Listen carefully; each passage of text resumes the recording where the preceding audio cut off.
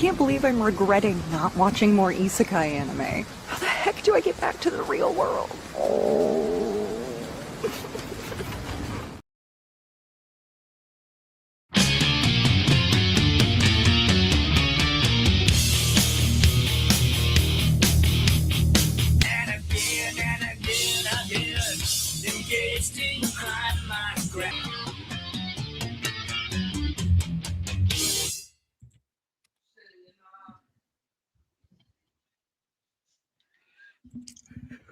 Welcome to the Monkey Show. This is your host, the Monkey King of Zeolandia.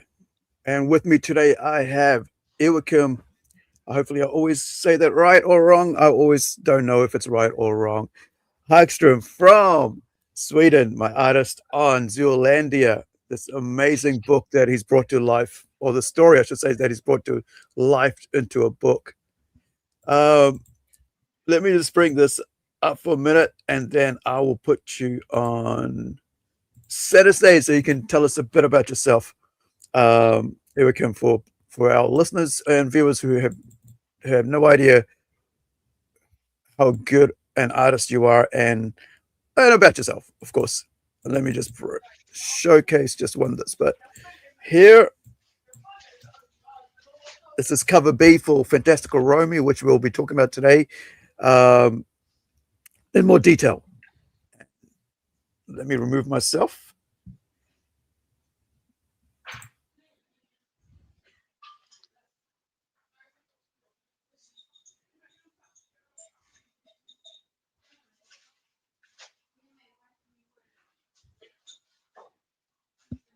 All right, you want me to say hi?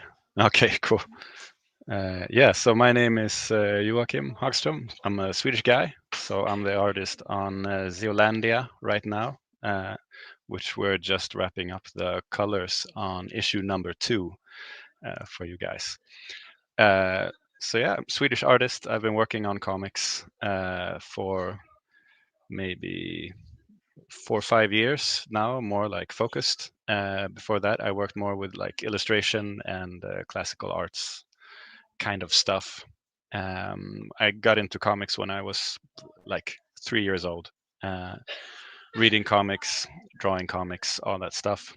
When I was in my teens, I got the first copy of Spawn in my hands, and I was just like, what the fuck is this, you know?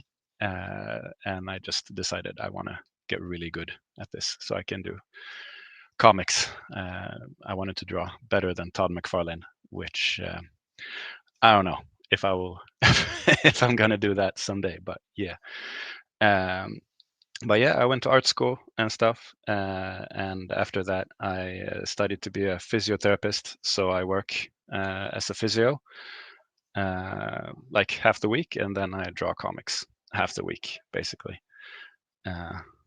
Yeah, it's a bit about me.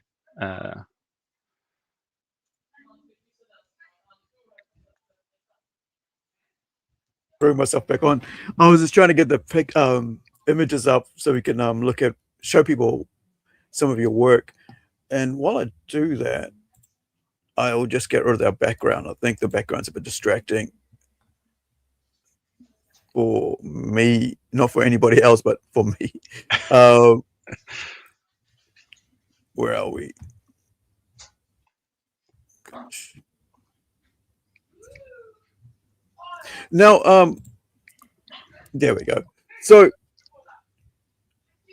how old are you? Because, like you said, you're a teenager with Todd McFarlane. So,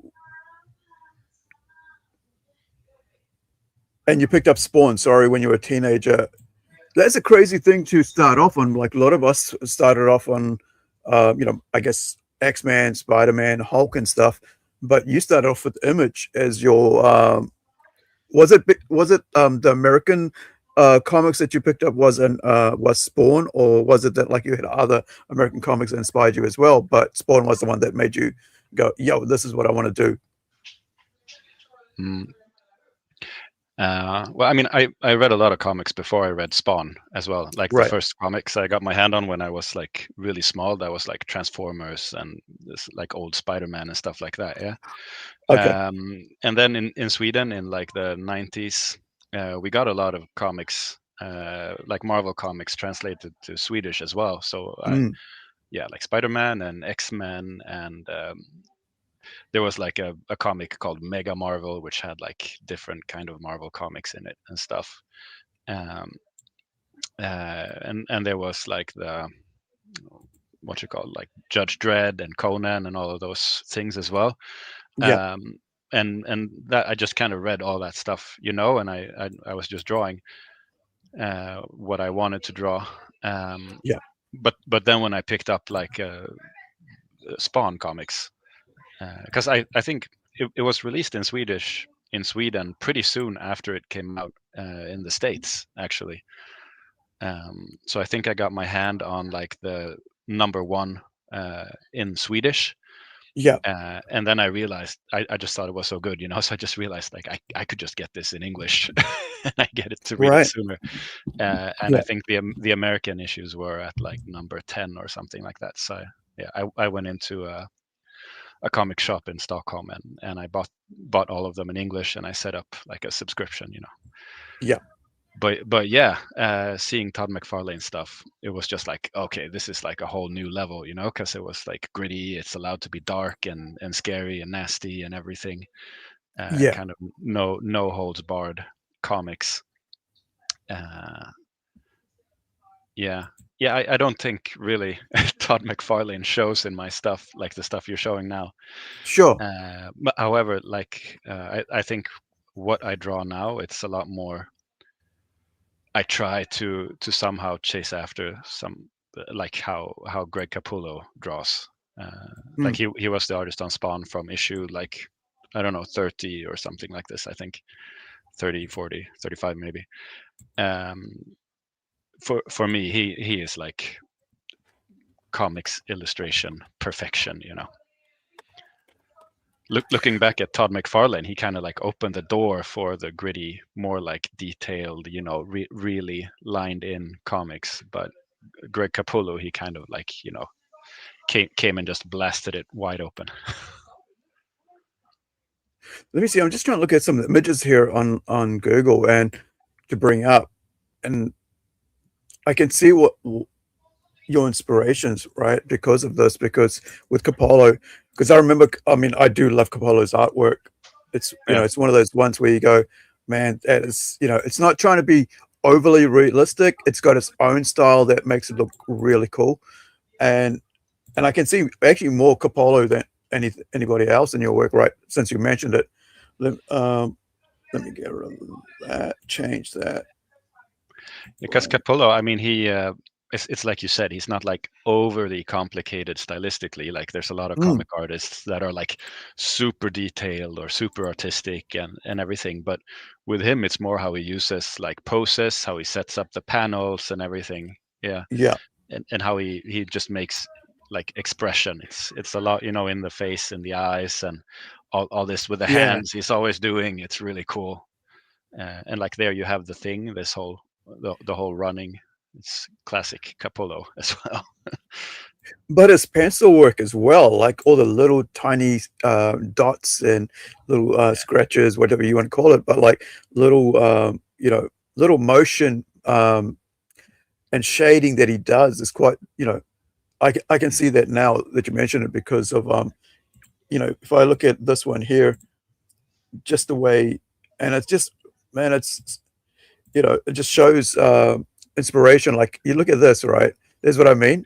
And the way your fingers were doing, it looks so cool because it looks very similar, not similar, inspired, right? Because I think that's the thing people get stuck up on. It's like, oh, it's just so similar to that.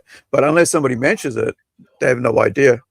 Yeah. And this was, I always say to my, to people watching us, I said, look, man, I've got some great artists that work with us, from all over the world, and they do amazing work that people, probably haven't seen their work, but they're amazing because they work just as hard as anybody in America on their craft, right? And you've been you got into comics when very little, and like you said, you were drawing since you were like 3, or was it when you got into comics when you were very little? No, that's just when I started reading comics when I was like 3. But I mean, I've been drawing always, and I've always been making like little comics and stuff. Yeah.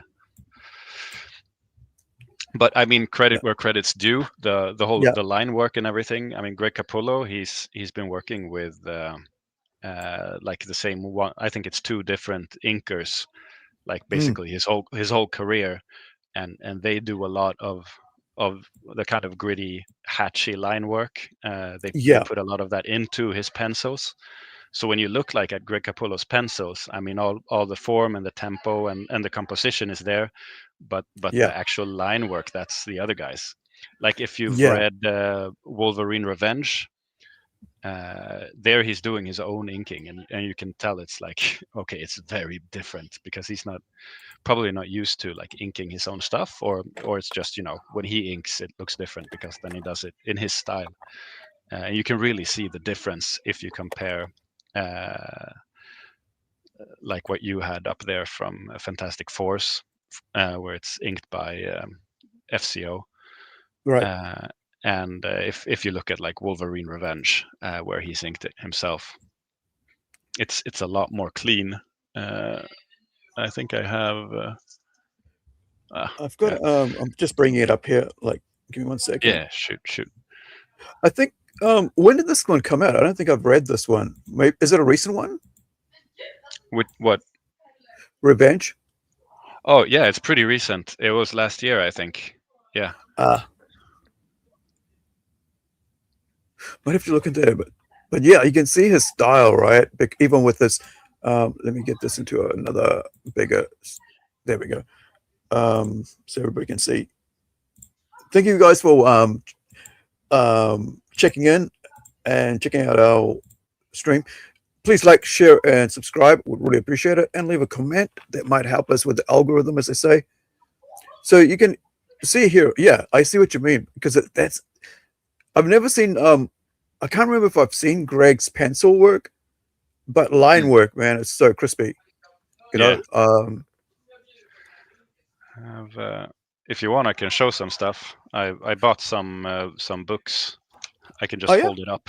Yeah, so sure. you can see some pencils, and then I can show you the just pure inks from this Wolverine Revenge, and you'll see. Right. So here's like it's from Court of Owls, the Batman comic. So here's like his pencil work. You can get these books. They're called DC Unwrapped. So you can get it from like different comic artists. Like you can get Jim Lee's Hush pencils and everything. Uh, but yeah, you can kind of tell.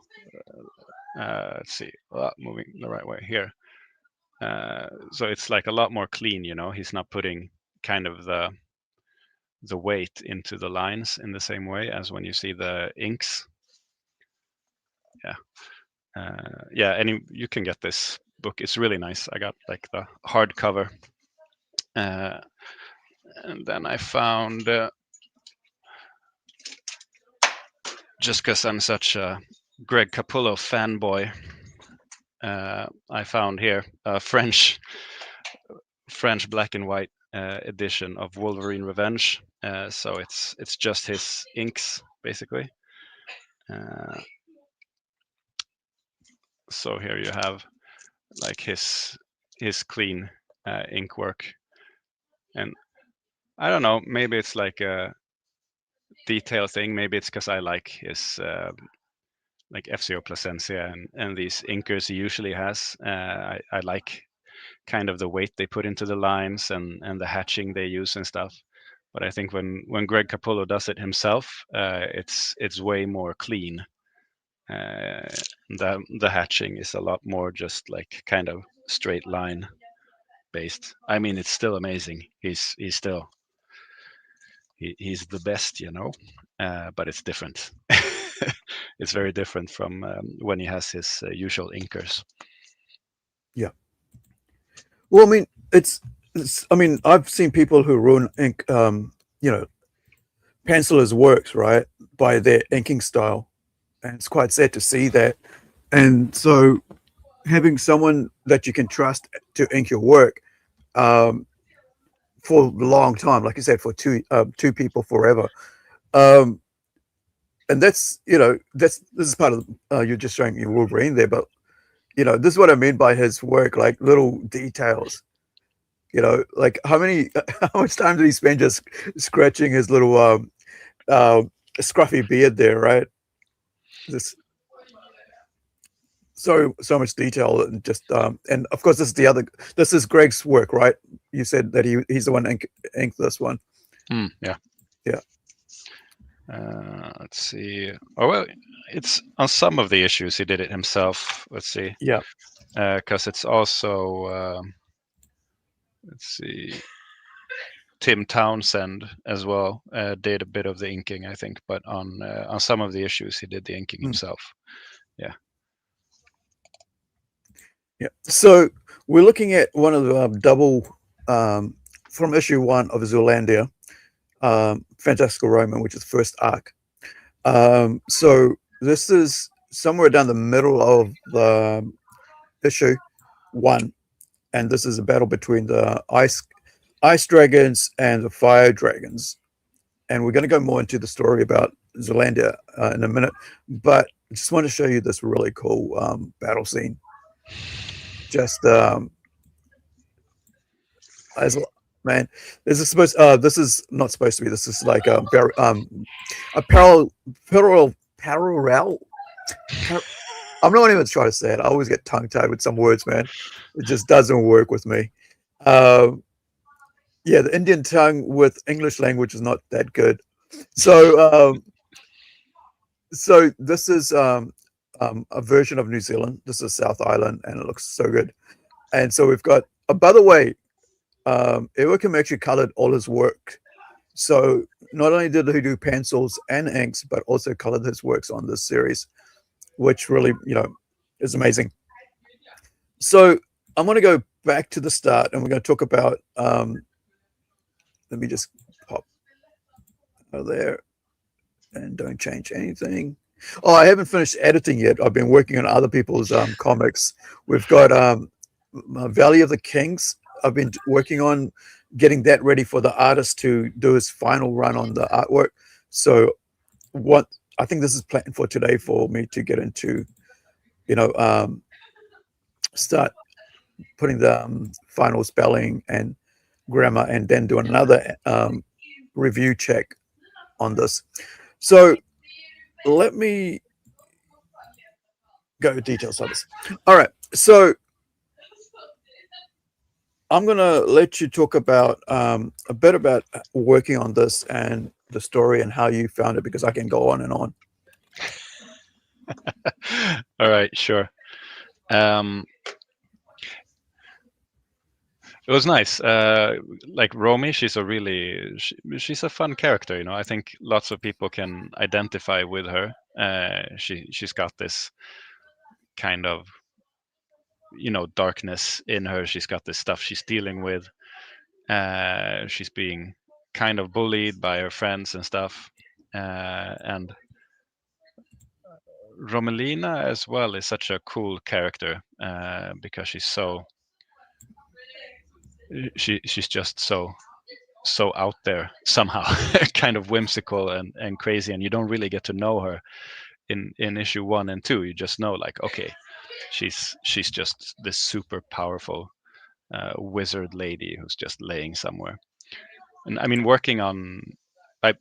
reason I'm talking about getting to know them is, I mean, working on a comic, first thing I felt I had to do is kind of get to know, who are these guys, because you don't want to make a comic with just like emotionless, paper cutouts. You want them to be kind of animated, to be alive, to be moving, and to have emotions and everything. And to do that, you need to kind of get to know, who am I drawing?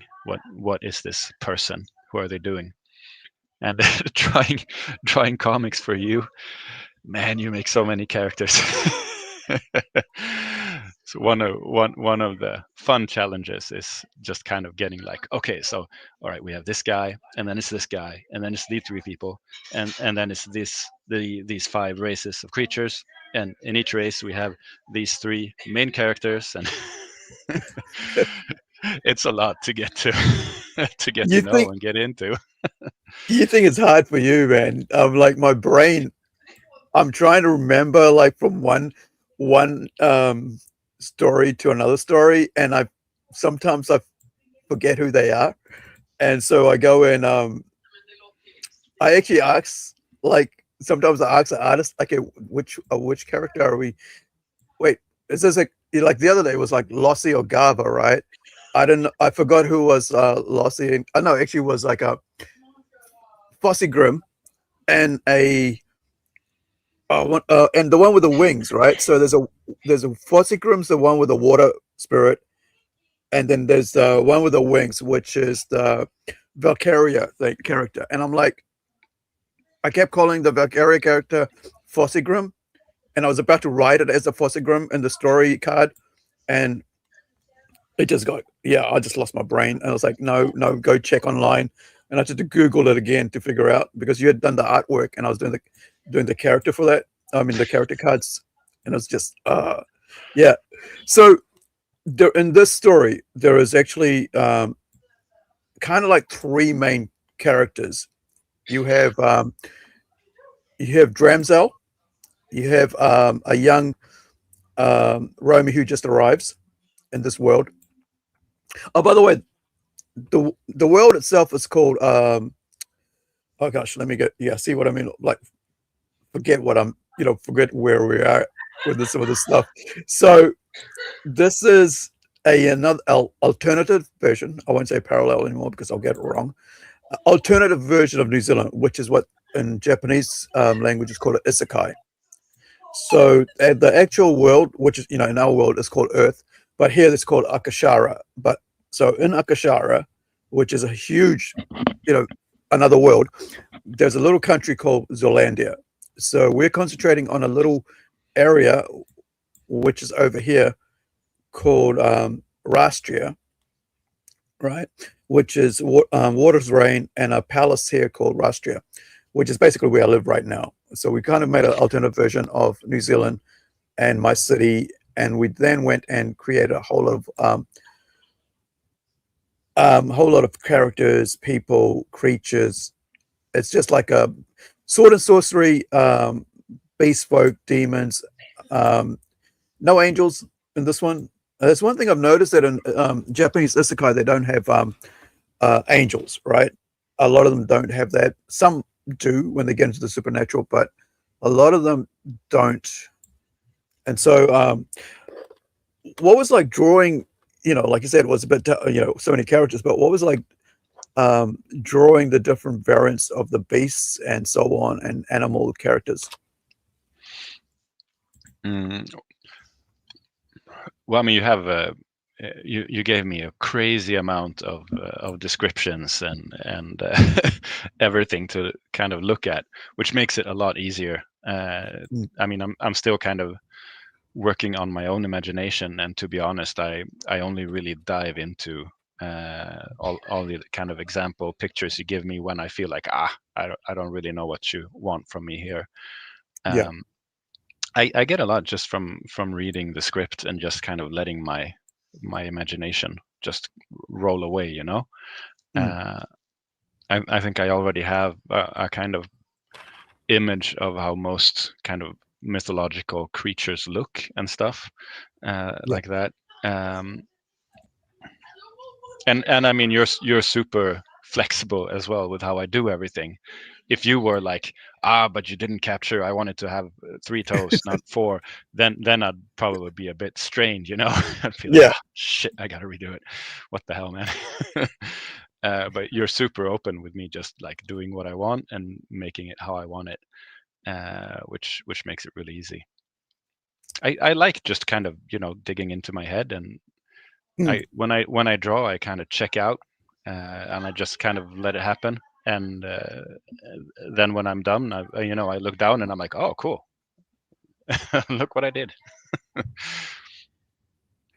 Yeah, I think that's a cool way to do things, right? I mean, a lot of times you, especially, I think artists struggle with just trying to stay within the circle, right, or within the box. And the more you just let go, the more you can, you can always come back and correct stuff, but the more you let go, the more you can have fun with it. And actually, when you like they say, like when you let your juices flow, it just you just get that out on paper, and then later you can go, oh yeah, maybe they'll change that and that. But I just, I think because I have a background in art, and because I am an artist, I don't kind of like, I try to apply that to everybody else as well, just to have the freedom to just to do things and not worry about it too much, and then come back later and go, oh, okay, do I need to fix this? Oh no, I don't. Then move on. I think a lot of people struggle when they're new to art with like, oh, I got to do it like this. I got to do it like this. I got to do it like this. And it's like, it's more fun when you just don't have to do it like this, that you just do it the way you feel is the way to do it. Yeah, absolutely. I think a lot of people miss just like kind of looking at the empty space and just, letting your mind fill in what's going to be there. Oftentimes when people like struggle with how they're going to do a picture and what's good and what's bad, maybe they're focusing on like sort of how to enter a picture, or like, oh, I have to make it with this technique, or it has to look like this, it has to be this perspective. For me personally, I think it's a lot more effortless if you just like, you have this idea, you look at the page, and then you kind of go like, what's there. I don't know.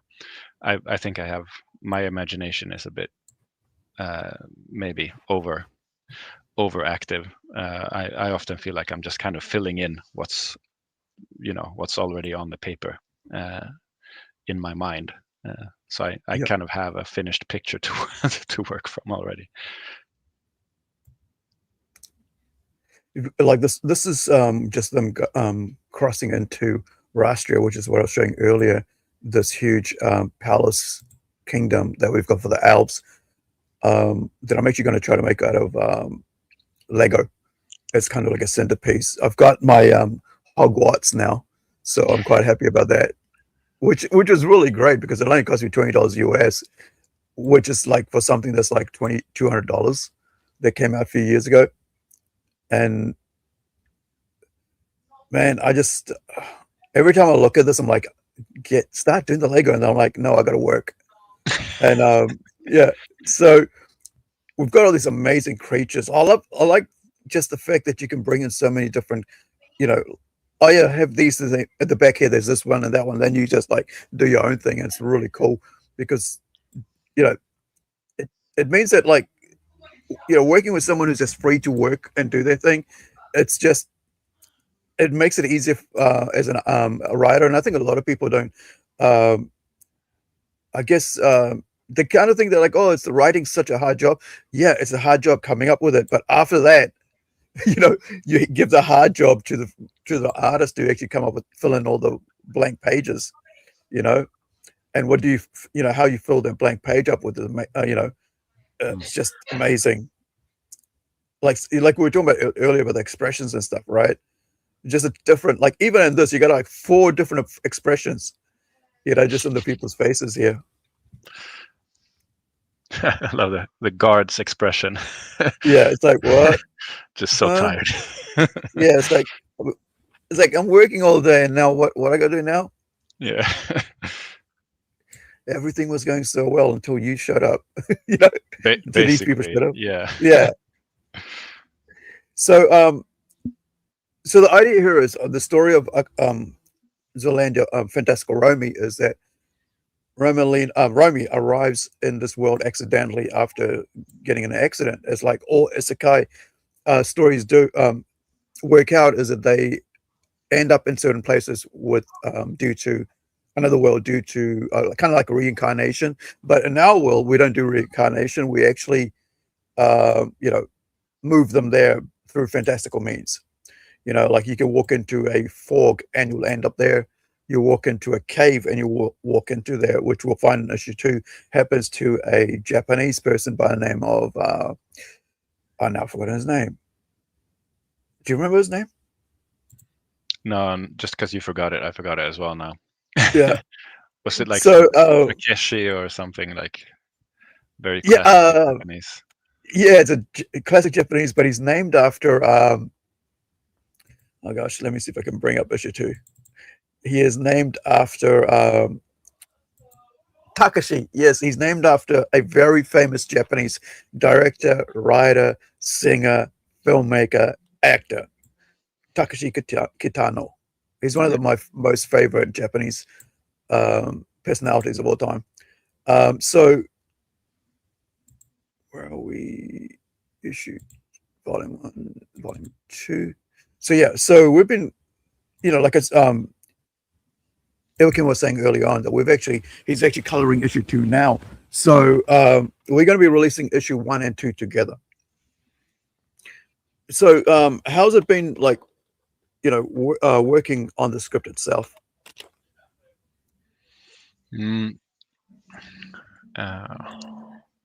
Well, I mean, issue 1 was very smooth because it's a bit more linear. It's more these main characters, and then there's a lot going on around it, but it's still very focused.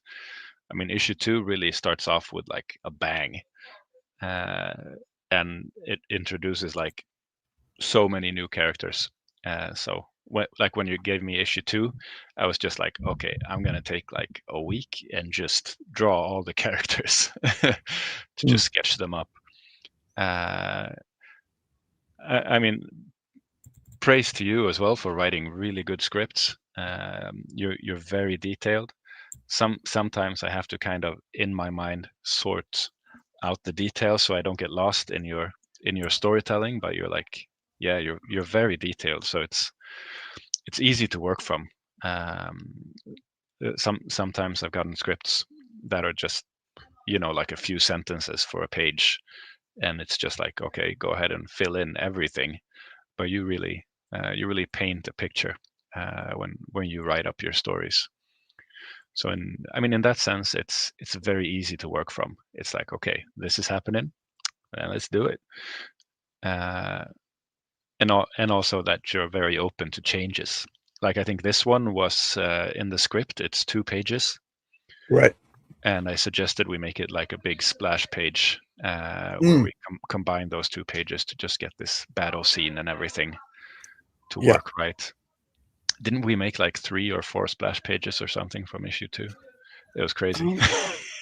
Yeah, I think because of the other one, we only had like about 2, right? Yeah. Where Issue 1, it was just a couple. Yeah, it was just the one 2. in the middle and the last one. Yeah. And in issue 2, it was just like, and here's another splash page. Like, oh shit, okay, let's go. So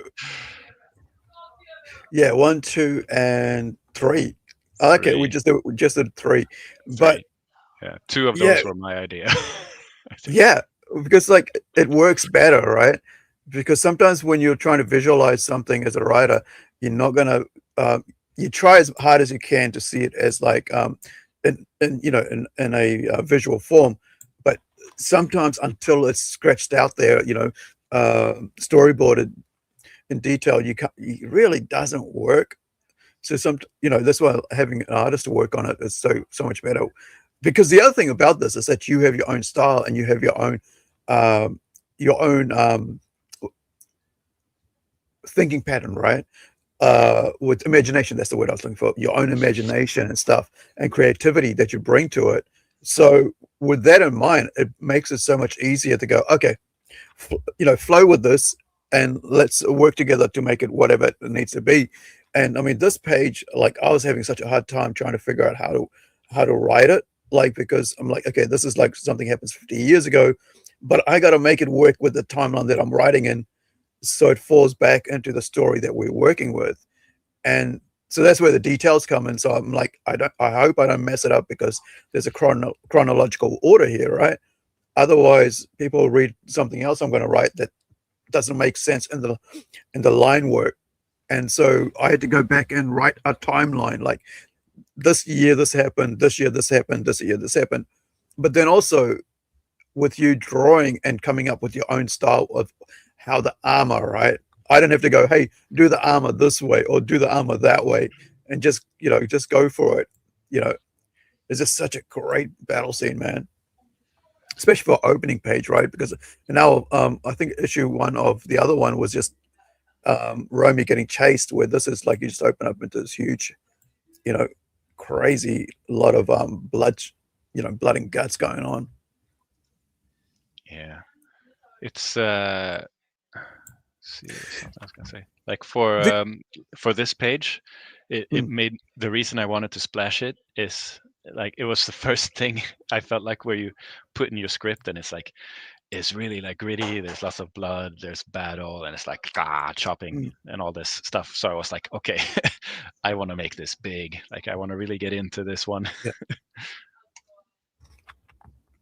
The thing about comic pages, a lot of people don't spend too much time on it, right? Like looking at it, and I find that's kind of like a sad thing when it comes to comics, because like you can read a comic from in 30 seconds a page from Marvel or DC, and you put a couple words in it, because the writer is working about 6 or 7 books that month, and so they don't tend to put a lot of text on it. But that also takes away from actually looking at the details on the art itself. So like I'm looking at this one here, right? So you got a cat man creature, cat beastman, and you got like teeth flying here because he's got punched, and then you got another one here who's just got stabbed, right, by a merman. And there's so much going on, and a lot of times when you just look at the page and move through it just with the text, your eyes don't catch all the details. And I kind of feel like that's kind of like a sad thing when it comes to comics, because and then later on people go back and go for the details and stuff. Like you look at this here, just in the characters, man. Didn't I decide to bring this character design back later for somebody, because I thought it was like, I don't think I've told you that, but because I like this character so much, I was gonna bring him into being a bigger part later, because of the design, I should say, not the character itself, but the design work on this character so much that I was thinking in my head, I got to do something with him, and bring him into another story somewhere later, because I just love that design. It's just such a cool design. So yeah, I mean, this is why I wanted to put up 1 and 2 together, because it feels better, and also for as a Kickstarter, it's better for the backers to get 2 comics at the same time and save on the freight, because I realized that if you put it in a Gemini mailer, it doesn't matter how heavy it is, they go on the width of it. So as long as it's within that 2 centimeter width, you can stick 3 or 4 comics in there and still pay a certain base level, Whereas if you just buy 1, it's going to cost you the same amount, to get through 2 or 3 comics. And I think that's one way of for us to actually support people who support us. The other thing I was going to ask is, how far have you color? Do you have any color pages to show, or are you still working on some other stuff at the moment? I can link you the folder. I have some color stuff. Ooh, absolutely. okay. Yeah. I'll get it over from to issue 2, so we can show people the issue 2, right, in color. Yeah, for sure. I have up until page 12 with like preliminary colors ready. Let's see. Okay, let me move out this one.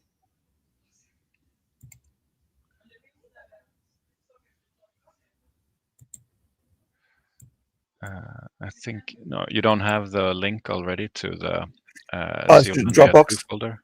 Yeah, it's Dropbox. It's in Zeolandia 2, and it's the folder named JPEG. Okay, let me just get in there. I think you should have access to it. Yep.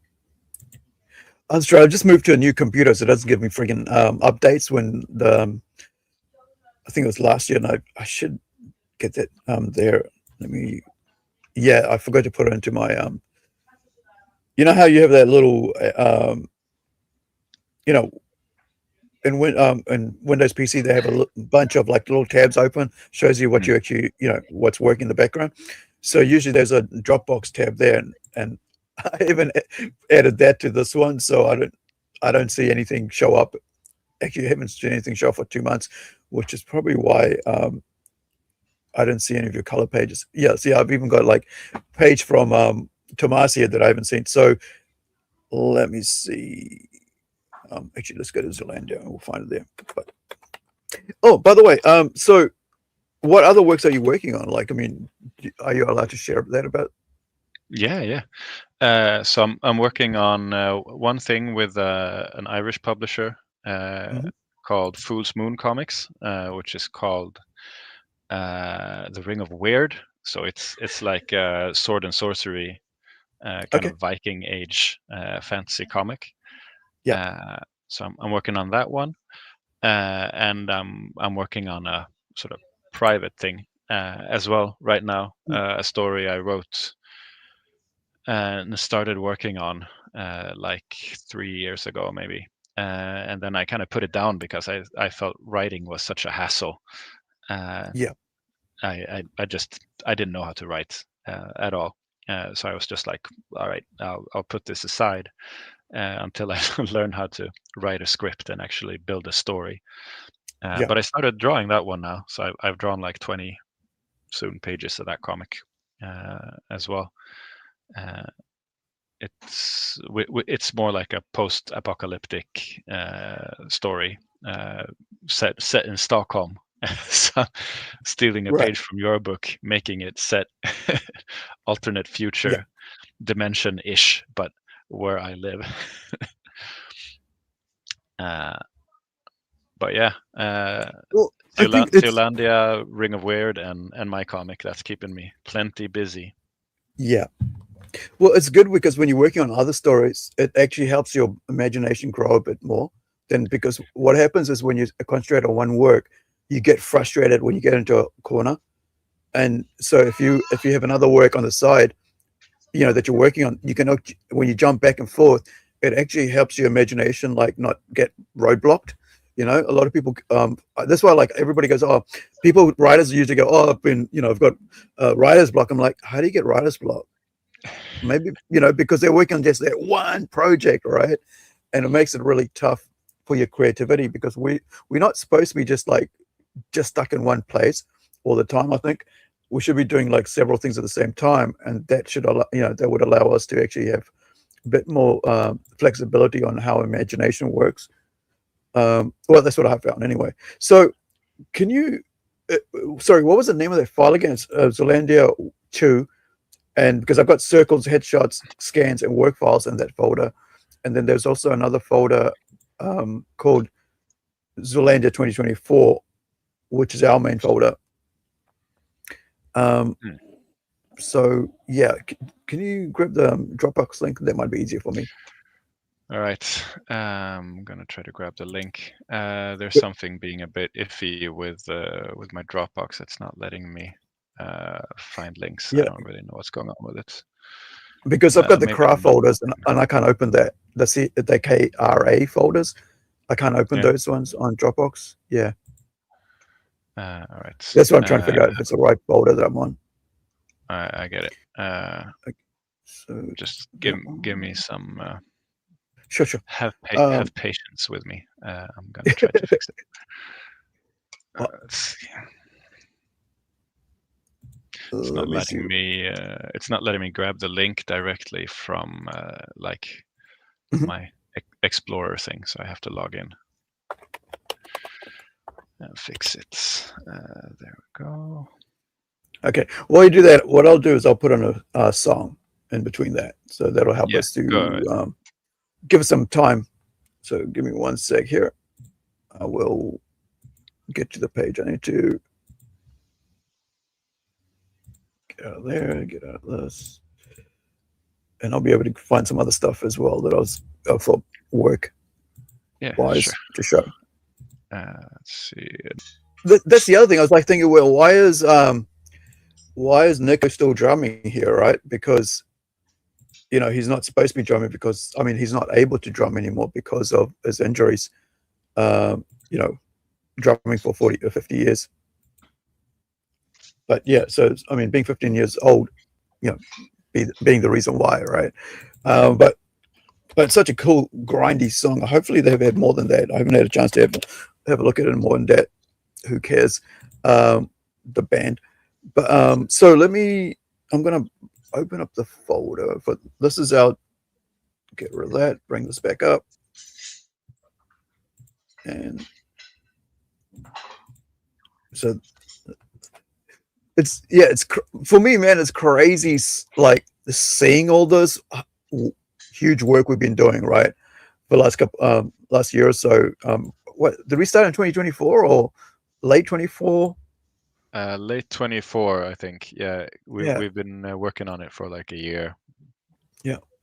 And the other thing was that you've been doing a whole lot of covers for other things as well, and cards, right? And so this is not just the only thing. Like we said, you're working on two other projects as well as your own in the same time, um, but as well as you know, drawing covers, drawing cuts and stuff. So I think that's the other thing that actually frees artists up is when they've got side projects, because that kind of helps with like keeping that brain, working, so you're not stuck on that just one style or one art thing. Because yeah, man, I find it's easy when you got a lot of things going on than when you're just doing that one thing and concentrating on that one thing. Now, wait, what file is that? Why can't it open up? Oh, maybe it wants me to. No, hold on. I'll do this the other way. Oh,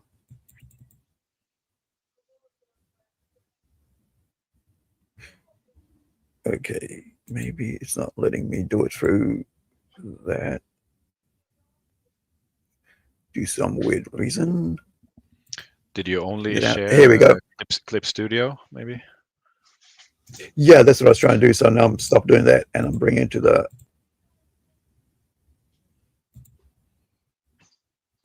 There we go.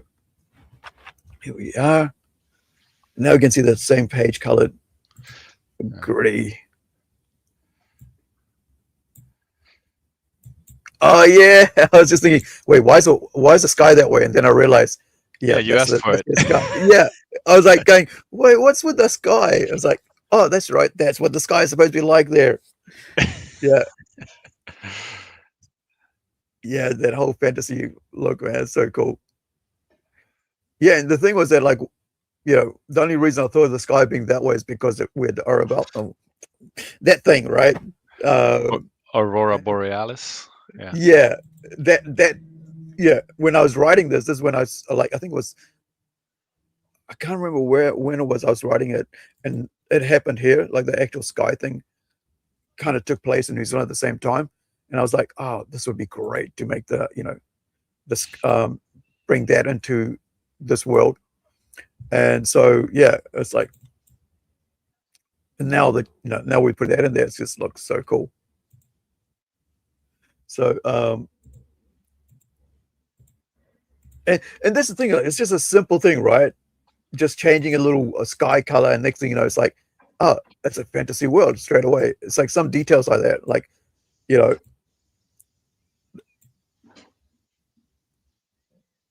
and are you having fun with the dragons and wyvern? It's because it looks like you are, right? Yeah. With like just doing their bodies, and like you can sometimes tell when someone's having fun with the art, and then sometimes when they're pulling teeth, right?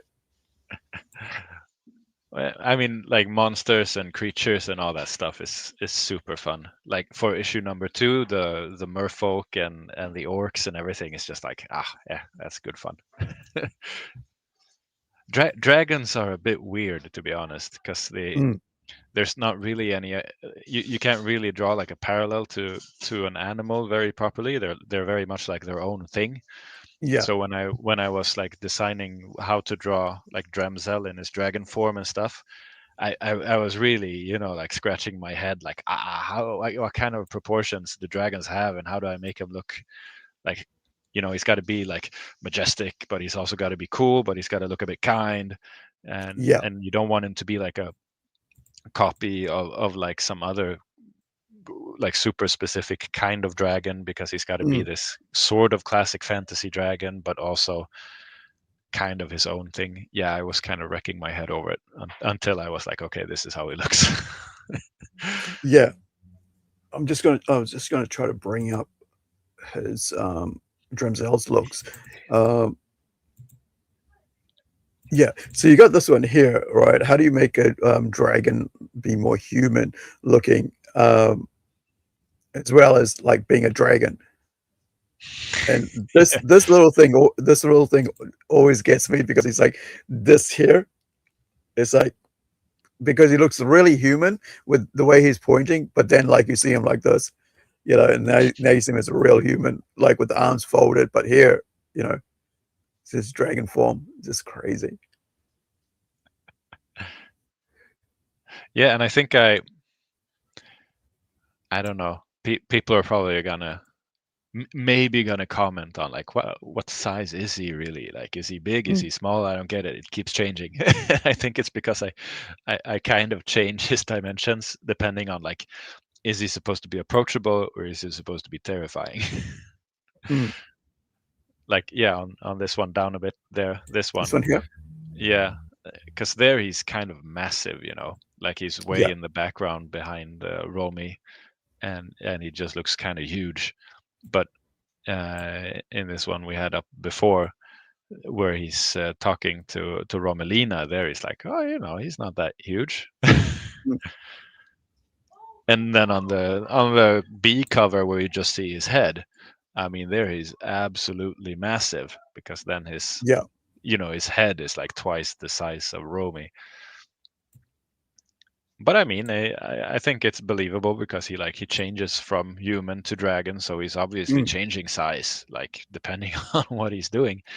yeah, It would make sense that he has like kind of a maximum size and a minimum yeah, size or something like this. In my head, it made sense. yeah. I mean, like it just because he's able to change between a human and a dragon, and then you go, well, what is his maximum size? Like you can see, like here, right? He looks really huge, but like doesn't mean like, hold up, clips is trying to save. So here you can see how small her head is compared to his head. So in a proportion wise, you can say, depending on which angle you use to look at it, he could be actually huge, more huge. He could be standing back a bit, so you're seeing a smaller size of him. But yeah, man, I love trying to come up with different creatures for this, because I had to research them. It's like, what creatures can I put in and what creatures I can't put in, right, to make it work for the story. And it was like, okay, I can't use dogs and cats in this world because they actually already have like, and rabbits.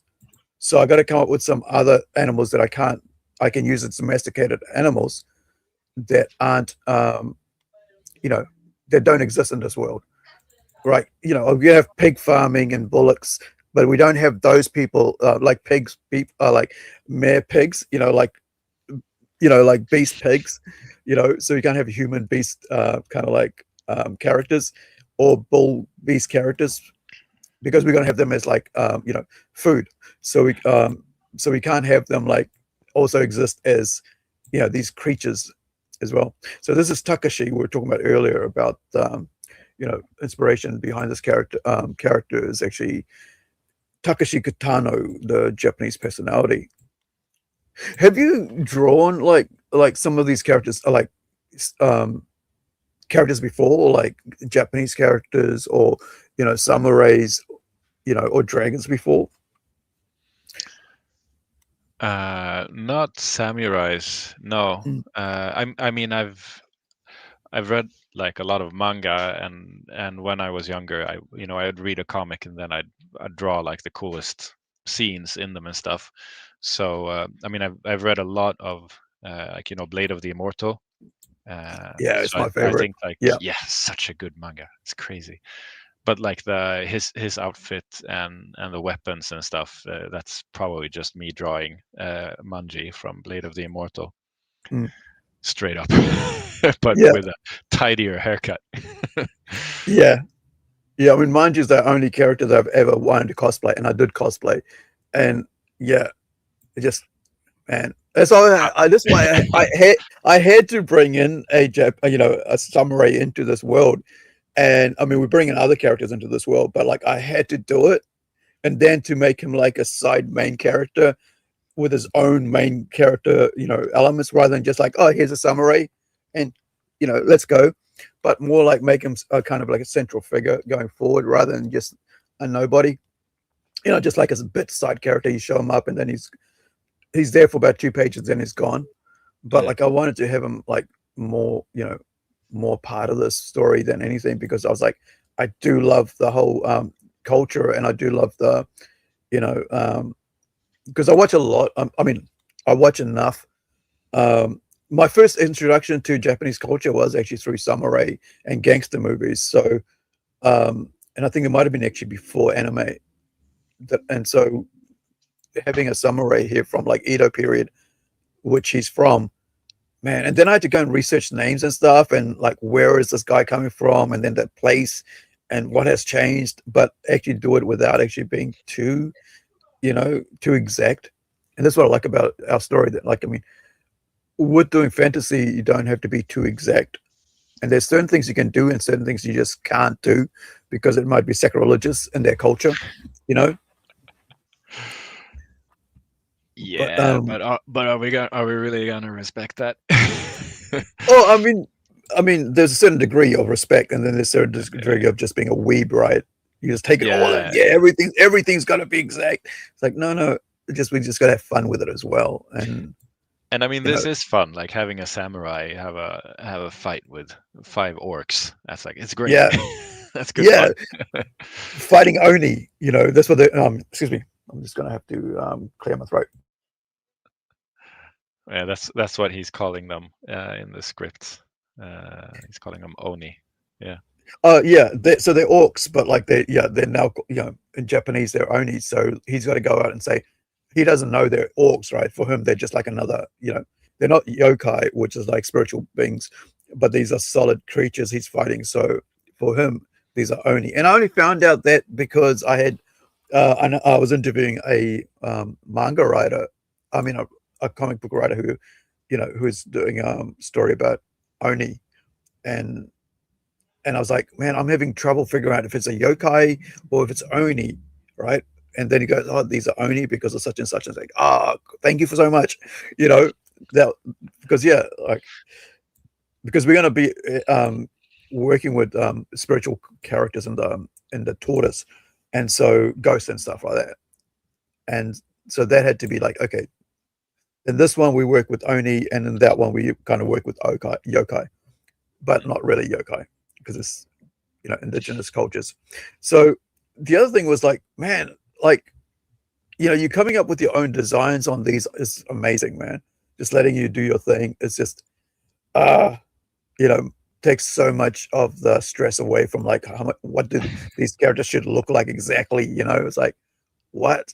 Because I've never actually wrote a story about freaking, with these kind of characters in it before, which is why I'm having such a, kind of like having a fun time writing and trying to come up with really cool, interesting characters for this story, because I've never done it in any other story.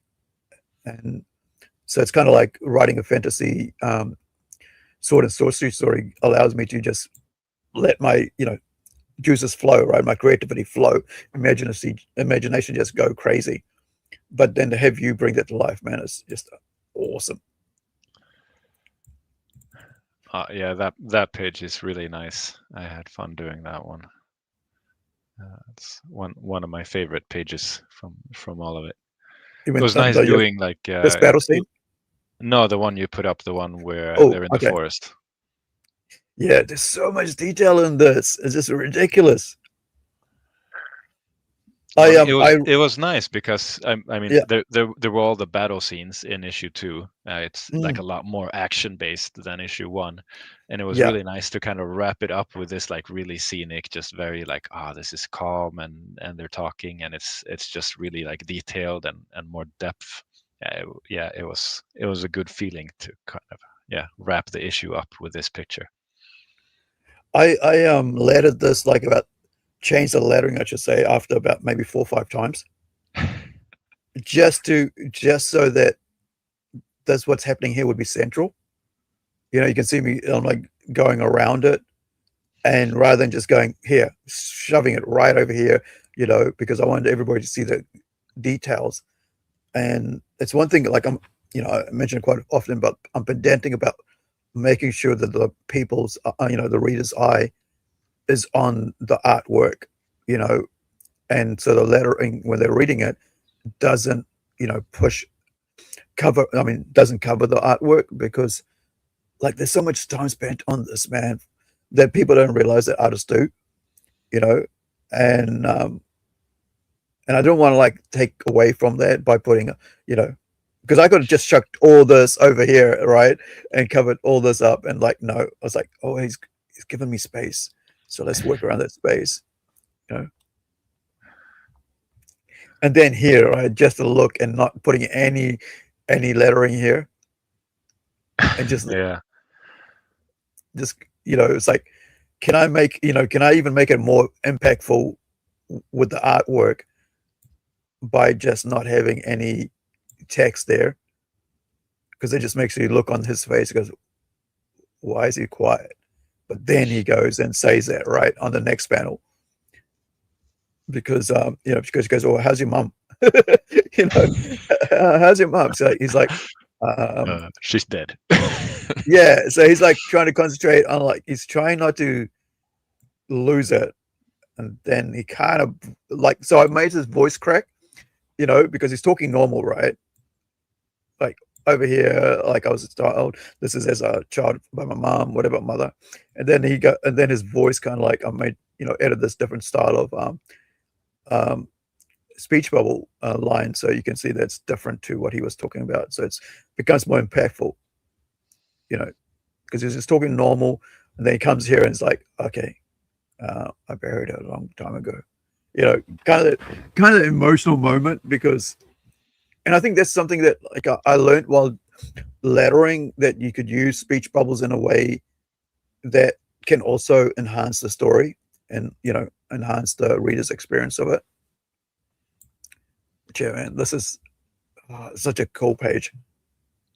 I think I spent the most time on this page just making Dremsel, how he's sitting, making it look natural. Yeah. That was probably the most difficult thing. It was like, because he had to be like there for the scene to work. Yeah. And then, he has to be he has to be really present in how he's kind of slouching. He has to be really close to her. He sort of has to be fully in picture, because otherwise it's going to be weird. It's going to cut off the panels to the right. Yeah, I was just like sketching and removing, sketching, redoing it. A lot of time on like drawing a page is like you draw a lot and you redraw it and you redraw it, and then you kind of just boil it down and you take everything away and you just try to leave like, okay, this is what's necessary. So I think you draw, if you draw 100 lines, you keep 5 in the end. We just strip everything away to make it actually like, okay, this is what actually is supposed to be there. But yeah, I like this page.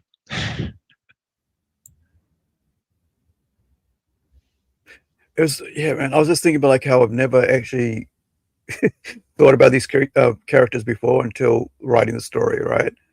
And some of the like especially this character here becomes quite central as we go forward, and was like, it kind of like was like a throwaway character, and then it's like, no, let's make it more, more, write a bit more and make it a bit more, give it a bit more than just, okay, this happened, right? We go, oh, this happened in issue 1, and then like, wait, what if we go into more detail about this happening in issue 2? And so that's why she appears so much in this issue 2, because I was like, yeah, I like the design, I like the way, and like everything like from issue, about this character. Maybe we can do a bit more with this character. And that's because of your art style, right? Because you drew that character in issue 2, and I'm like, wait, I like this character, right? And now let's do something more with it than just like, okay, because if we go back to, I think it was about somewhere early on, where we just go, she just took, she just went and met her, and that's all we had, right? And that was it. And then I'm like, page 26. This one here? Oh, 26, was it the next one up. Yeah. So I think, because they talk about like, oh, we just went to see such and such, and I'm like, wait, it kind of seems kind of like just mentioning her just a bit as, I think you're right, this is the one, because sorcerers, Marina.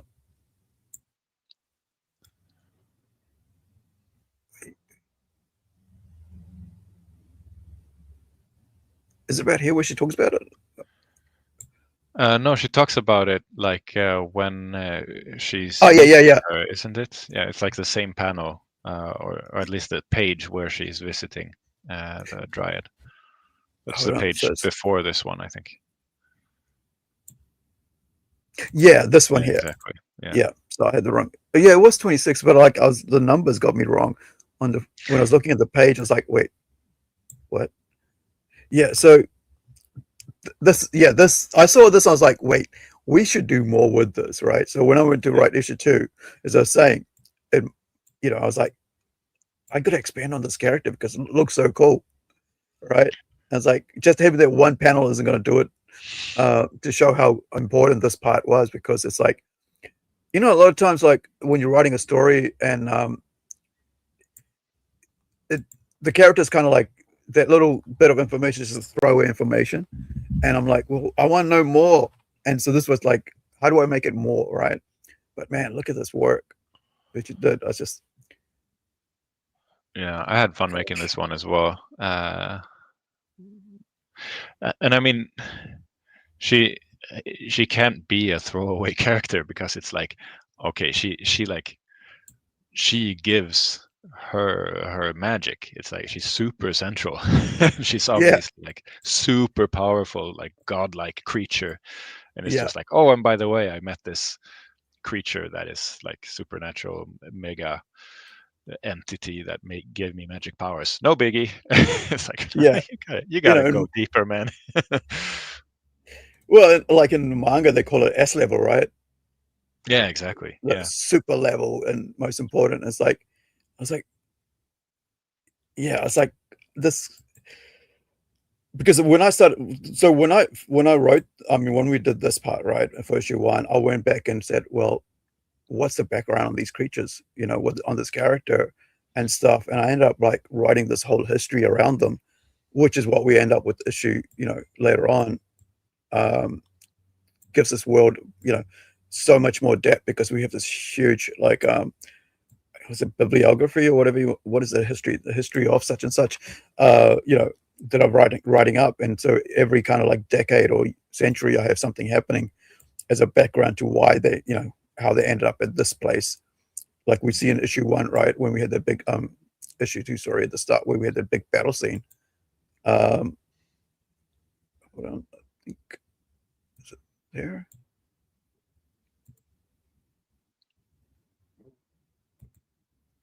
I've got so many pages open. Hold on, let me close some of these.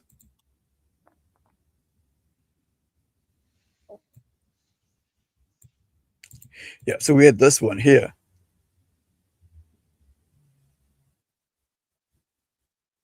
And so this happens 50 years ago, right? So I had to go back and write this whole history of what this was all about, because it becomes a big, huge, important, pivotal to the kind of like the story that happens in issue 1, which continues to the 4-issue story arc throughout this. And so when you have these time, these timestamps in the history of some, some countries past, it makes it easier to go, oh, that person was there, so now I can bring him and talk about him this time now.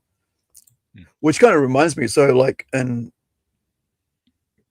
what we did was we took because we're trying to make the whole I am trying to make the whole Plunge universe part of this one big huge world, its own world. And so which is the Plunge universe, but like all the comics that we're working on tie into some some way or some form into the other stories that we write. So we have a character that disappears from this world that arrives in Howler, which is another story that we're working on, which will be coming out in March through Kickstarter, and along with the Tortoise, which I am trying to work on some icons for at the moment, which that is. But so tell me about the coloring, man. This is one thing that we haven't talked about, the actual coloring of these works, right? And what was your process? And like, I mean, there is coloring and then there's coloring, right? And so what was your like trying to figure out what colors you wanted to use for this universe, this series? Oh man, I mean, coloring is such a pain, man. uh, it. I think it's turning out all right. Like this page, I really like. Mm, But it's difficult for me. I I try to avoid working in color like altogether. Um, but I want the comic to be in color, so yeah, I ended up just going like, no, you know what? I'm just gonna color it. Let's go. Um, with the colors, I wanted it to be like it's like kind of earthy fantasy, so I want everything to have these kind of earthy colors and sort of mm, uh, just earthy tones. mm. And then I wanted to find ways to kind of splash in like kind of more eye eye catching, brighter colors. You know, you want the magic to be like kapow, like this Yeah. page, but at the same time, you want the characters to be like from like an old kind of more classical fantasy setting. You know, so Mm, yeah, I think I wanted it to, you know, the stronger colors are there to kind of highlight like the kind of the magic, the exceptional, like Dremsel's hair. It's yeah. also it's like, okay, yeah, you can tell like he's got this like earth and olive green cloak and you know all of this, but you can't really get away from the fact that he's a magical being. Mm, um and that you get, I think that's the kind of effect you would get from a world like this where they're kind of stuck, you know, in like sort of ninth, 10th century kind of society, but they have all these creatures from everywhere and magic, so it's going to be like, you know, roughly dyed cloaks and clothes, but there's also flashes of lightning and everything looks kind of crazy and out of place. yeah. Mm, Now, I had this cover open for issue 2. This is yeah. is this B cover or is this A cover? I can't remember. This is a cover, I think. Yeah. So this will be the main cover for issue 2. Gosh, just so cool, man. I'm looking at the background here. This is like just so stand out, even though it's like in the background, it's like just things going on. Yeah, I had a lot of fun with her expression Yeah. on this one. She's just like, yeah, I did that. What's she gonna do about it? Because I mean, Oh, this is just like, you know, Little Mermaid, but like yeah, more like the mermaids in the stories. You know, they kill you. yeah. They just want to like get you off the seas. They just want to drown you and eat you, basically. I was going to where is this? There's I wanted to do the mermaids because you know, like go more in depth with the mermaids because I saw your artwork for gosh, where is it? I have it saved here. Where is it? Let me see if I can find it through this. So it's Are you thinking about the Templeton yeah, Constantine. cover? Yeah. Yeah, Constantine. Oh, the Constantine. Yeah, Thank you. Iwakim's. Yeah, here we go. I've got it saved here as Iwakim's temple Constantine artwork. So this is yeah. I was like when I saw this, like yeah, I gotta put get some mermaids happening here, and you know this is a crazy. I mean, it's not like the mermaids we have, like, but like this was this crazy man, amazing work that you did for you know. It's like what was this done for? It's like just like a fan art poster thing that you did for. No, it's just a picture I made. It's not for anything. Uh, no, I just had this fun idea of Constantine on this, you know, boat crossing over the Styx kind of thing. Yeah. And I think it came from, I had this idea of the ferryman, that he's just this kind of disembodied thing. So Mm. it's just this head hanging there. Yeah. And then there's this Wayfarer rune. Yeah, I don't remember what the sigil on the forehead is, but it's something occult-ish, I think. Yeah. And then just the hands on the steering are just kind of like hanging by themselves. Oh, right. Yeah, Yeah. so I wanted to do that boat, and I'm like, someone's going to be standing in it. And I started drawing just like, okay, it's going to be someone who's just looking like kind of tired of it all, you know. I'm like, oh yeah, that's Constantine. Of course it's Constantine. Yeah. And yeah, and the mermaids, they kind of just fit in there. So I started drawing their bodies. Yeah. And I just had this idea with like, okay, under the water, yeah, it's probably not, they're not mermaids. It's probably some like crazy abyssal monster that just kind of has like the fingertips is the pretty girls, you know, but as soon as Yeah. it's under the water, it's just this weird Lovecraftian crazy monster. That was the process, I think. But yeah, no, it was just for fun. I drew it, not for anything special. You know, DC Comics, hit me up if you if you want me to make a Constantine cover. Well, we're gonna have to get you to do cover for Templeton then, Oh because yeah, absolutely. let me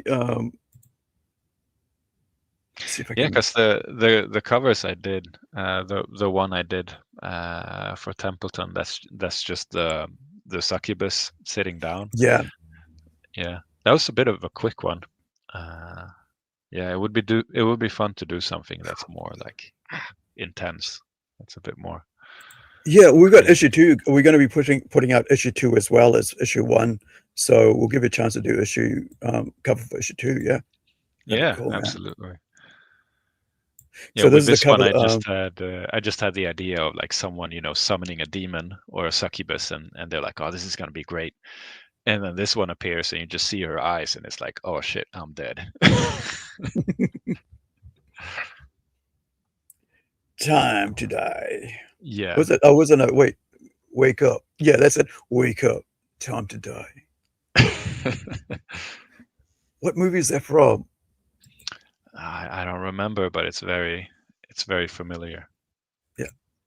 So, where are we? Yeah. So, with Templeton, which is coming out at the later end of this year, because we were, I'm color flatting issue 2 at the moment. Just started, and then James Hill, who's the artist on that, he's got about 4 or 5 pages maybe to finish inking, and that's issue 2 done. And so we're going to be putting out both issues at the same time again. So yeah, and there's so many creatures in this series that you can have really good, you know, horror creatures, I should say, that you can have really good fun with. But of course, Zeolandia is actually a kind of like a teen plus book. So, you know, it's your average Marvel, you know, comic book reader age, you know, and DC comic book reader age. So you won't find anything like profanity or, you know, any sexual content in there, because it's, you know, it's meant for teen plus age. But we're going to be putting it's a 4-issue story arc, the first one of the series, set in the world of you know, Akashara, but set, you know, with the Zeolandia, in the country of Zeolandia, I should say. So this is issue number 2's cover, as Joachim said. And so yeah, this was my little tagline: fraught with danger in a strange land, Takashi battles strange beings. You know, whereas the other one was like, stranger in a strange land, Romalina finds herself, or something, you know, something like that. Yeah. I can't remember what I had as tagline, because I was trying to go for that whole old DC and Marvel impactful kind of Yeah, they always had those taglines on the covers. Yeah. So that I'll try something with that. So this is cover, I think it's cover B. Yeah. Let me see if I did what a caption. Oh, here we go. There it is. Stranger in a strange land, Romi must learn to survive. So you had that one, and then I had that one, right? So it's fraught with danger in a strange land. Takashi battles strange beings. So it kind of gives you an idea of what's going on. It's always about the stranger in a strange land, which is from Iron Maiden.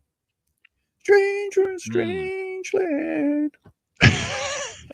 Yeah, well, I couldn't sing it, but Oh, you're doing fine. Keep going. so no, that's about it. So with that in mind, I think that's enough of me talking and yakking today. So with we've got 2 more issues for you to illustrate. How is because you've already got those scripts in your hand, right? So how is it like seeing the entire picture as a whole? Oh, it's my 8 o'clock. What?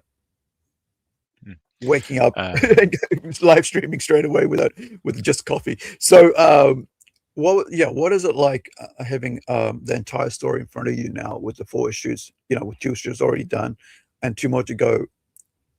What is the story as a whole, read for you as an artist? Well, I don't have the script for issue 3 and 4. You haven't actually given. Oh, you don't? Oh no! No, you haven't given it to me. So I don't know. I'm waiting. No! I'm waiting to see what's going on. What's gonna happen? Okay, because I thought I had, and this is the thing about like having so many things going on. But I will get it to you today because what I did was like I needed for myself to know how that ends, and because otherwise I was going to get lost and find it really hard to figure out how do I get to the next arc. Because I think that's the thing that with comics, that you got to jumping on points, but a lot of times you don't know from comic to comic how you cross over. So with this one, I was like, well, you know what? I know what she's going to do in issue 5, but I got to figure while I'm in issue 2, right? So I got to make sure that issue 4 ends as a complete thing. And then I can start with issue 5 with like a next arc and go, well, this is where we are now. So I'll get that to you. But like, man, sorry. No worries. I mean, I've been busy, and I'm still. I got to finish up the coloring on issue 2 and stuff before I start sketching up issue 3 and 4. I'm gonna go crazy, Yeah. So I want it to be finished so people can get it in their hands. Yeah. But yeah, I look forward to reading the ending, man. It's exciting. Yeah, it was crazy trying to we know, I mean, like for readers don't know, but we know that what's happened to Romolino, and with how do we, I was like, how do I make it work so things work out for both of them in a short story, right? In 4 issues. We're usually I work in 6 issue arcs, but I wanted to see how I could work it into 4 story arcs, and this 4 story issues, right?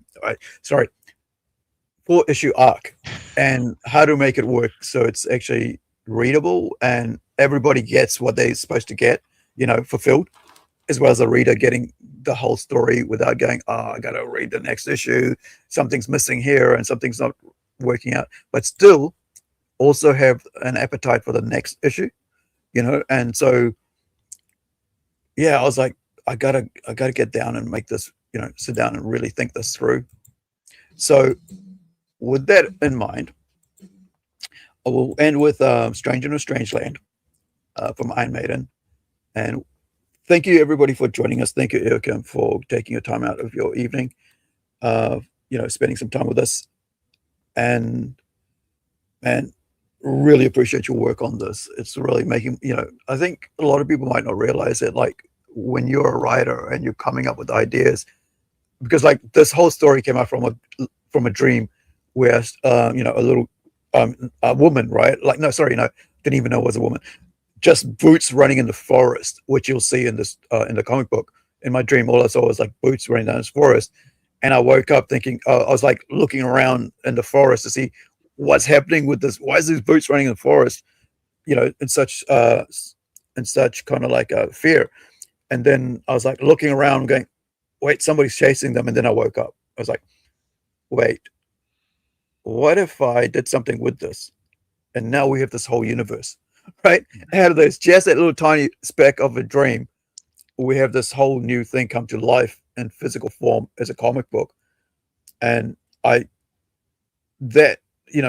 think when people just read a comic book, they don't understand like that, the other 9/10 of a comic book that's out there in the background, and all the time you spend coming up with these creatures and stories, with their own sort of like looks and appearances, because that in itself is a story, right? Because all the scars that you put on, the long hair, the short hair, the way that character looks, and why does that character look that way? I think a lot of people, kind of get lost in, in just that. I mean, they don't get lost in, they just see, oh, there's a battle scene. Okay, move on to the next page. But when we talk about like the details that goes into making all this come to life and impactful on the page, there's so much more to it, right? And having someone like you come across and bring that to life is such a, it's a, for lack of a better word, a blessing to writers like myself, Yeah, well, I mean, it's fun. It was fun how we kind of found each other, and yeah, I've been all in with the story from the start. So I'm lucky for finding you as well, finding this story and getting to kind of put my teeth into it. It's a blast. Oh yeah, so just the other thing was like in issue 2 we added something that I've talked about on other streams, but I don't want to talk about now because that might take away from when people see that, because of what's happening over somewhere right now with some people. But when you read the story, hopefully you will understand why we put that character in there. But if you're able to support us with the Kickstarter, please do. And if you're unable to, please like, share, and subscribe, and share this video to let people, so people can see what we're doing here, and with our creation of this series. And maybe they might be interested in the story if you are not. But if you are, yeah, thank you so much, and help us get the word out about this awesome work that we're working on together here. All right, that's us for now. Thank you so much, Iwakim. I will let you go. Do you have any final words? Do you have any last words? No, just thanks for listening in. And if you think it looks cool, yeah, buy the comic or just spread it forward, show it off a bit. I appreciate everything. Thanks, guys. Okay, guys, we'll catch you in the next one, and I will leave you with Stranger in the Strange Land, and of course our normal outro. This is Iron Maiden, because all our, basically our characters are strangers in Strange Land.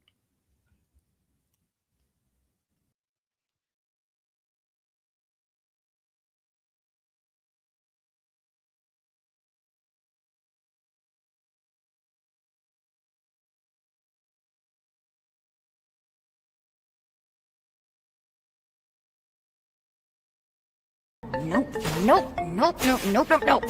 Can't stay here anymore. I gotta get back. I think this was the spot. Oh Lord, I beseech thee, please return me to my old life. I swear I'll do anything. Like, literally anything. And I won't bother you again, so pretty please bring me back to life.